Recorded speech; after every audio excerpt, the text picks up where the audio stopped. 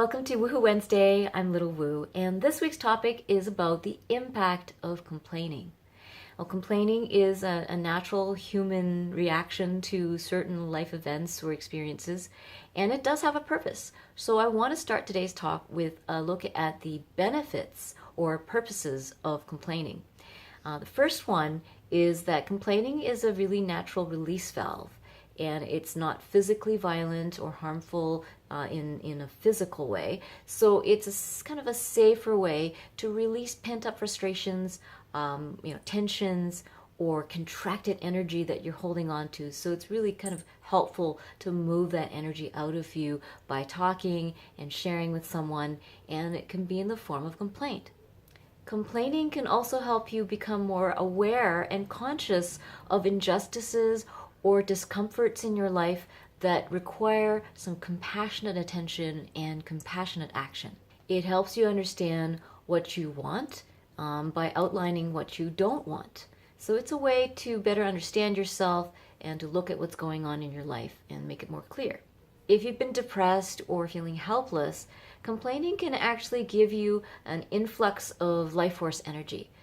So when you complain, it tends to elicit anger, and anger is like that kick, that boost of energy that you might be needing to be able to get out of victim mode and maybe instigate some change. So it gives you that extra energy that you need to maybe look at your situation and contemplate solutions and then take action.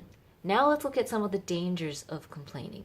The first one is the dangerous habit of using complaining as a habitual or addictive way to dump your frustrations. If it becomes a mental health strategy for coping with life's frustrations, then it's often self-defeating. Complaining can also become a very deep drain or strain on your relationships, and it'll make people want to avoid being around you, because if that's the primary part of your time together is for you to rant and complain, they may not enjoy it after a while, or people might get tired of hearing that side of life from you. Sure, there are some people who really enjoy complaining together, but do you really want to make that your relationship strategy? Is that the way you want to be in your relationship? And is that the kind of energy you want to keep attracting or creating in your relationships? Constant complaining can also lead to an entrenched victim mindset.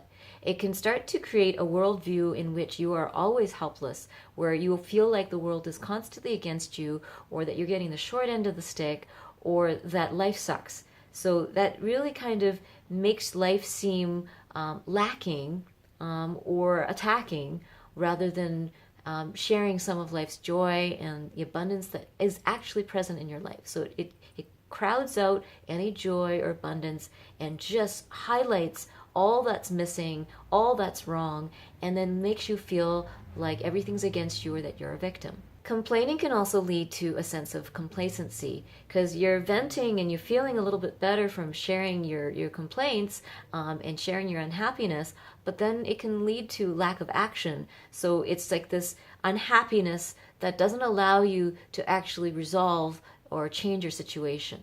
So I want to give you 3 tips to help transform complaints and to heal that energy in your life. The first one is about practicing self-awareness. Observe how often you're complaining and really see, am I complaining in a useful, beneficial way? Am I using complaint to bring about awareness and then a willingness to create change?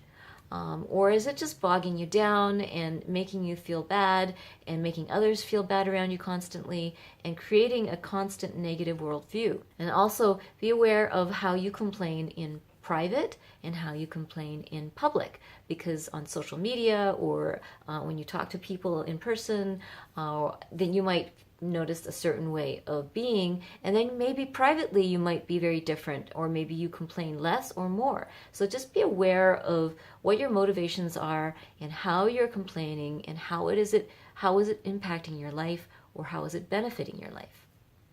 Second is to practice conscious use of complaint. So first is just being aware of how you're using it, and then second is to be willing to look at, okay, is there a positive way for me to complain? I know that sounds funny, but one way is to share complaints with a trusted confidant or a professional like a therapist or a healer, so that you know that you're going and sharing that unhappiness and sharing what you don't like with a person that you trust, to not only hold it confidential, but also to help you work through that unpleasantness, so that you're not just dumping, you're not just constantly venting the same thing over and over, but you're actually moving from venting and to understanding and into action or transformation.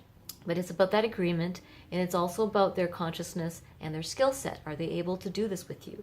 Are they able to help you process the feelings that you're having and move into a state of understanding why you felt that way, and understanding what you actually want, and then looking at solutions or ways to move beyond that feeling. The third tip is the art of appreciation.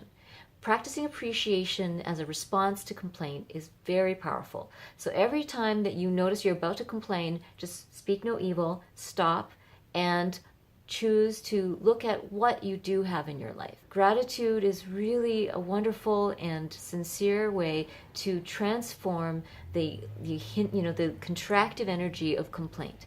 I highly recommend taking a whole month to just stop the habit of complaining, really catch yourself, stop the complaining, and then replace it with appreciation. So I want to acknowledge that complaining has a natural role in our lives. It helps us grow and evolve, and that it's got a purpose in your life. So it's important to practice conscious use of it, and that see it as a warning signal that when you start complaining a lot, that it's a sign that you need to look at a situation in your life or a mindset that you have with compassionate attention and compassionate action. I hope this has helped, and I invite you to join my private email list. Go to littlewoo.org and look for the octopus and just add your name and email, and so we can stay connected that way. I also have 5-week healing journeys that I do one-on-one, so please check that out on my website.